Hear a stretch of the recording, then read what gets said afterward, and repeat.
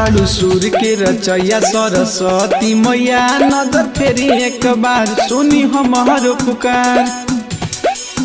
सबके करेलू भलाई तनी हमारो कमाई नजर डाली एक बार कहतानी बार बार। राउर महिमा बा परम्पार। कहिया जागी भागो हमार माई हो, कहिया जागी भागो हमार माई हो, कहिया जागी भागो हमार।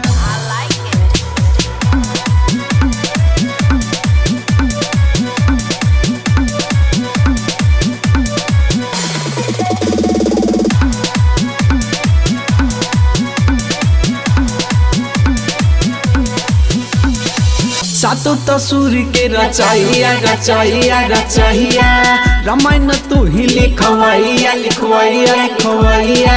हम हई बेटावा तू मैया हो मैया हो मैया, हमरो पकड़ तू भलैया भलैया भलैया हो।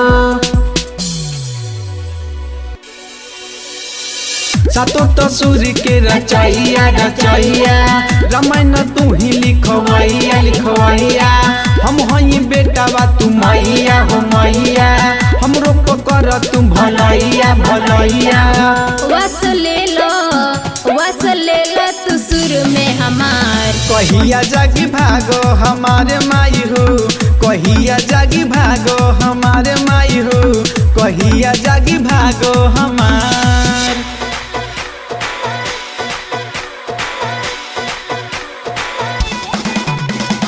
Music by Priyansu Singh. Music by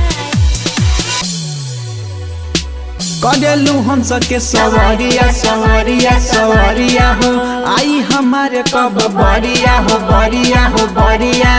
दीपक अजय पर भी ध्यान दा हो ध्यान दा हो ध्यान दा, बुद्धि से ही न बानी ज्ञान दा हो ज्ञान दा हो ज्ञान दा। करेलू हंस के सवरिया सवरिया, आई हमारे कब बरिया हो बरिया। दीपक अजय पर भी ध्यान दा हो ध्यान दा, बुद्धि से ही न बानी ज्ञान दा हो ज्ञान दा। कब आई हमारे नंबर। कहिया जागी भागो हमारे माई हो, कहिया चमकी भागो हमारे माई हो, कहिया चमकी भागो हमार।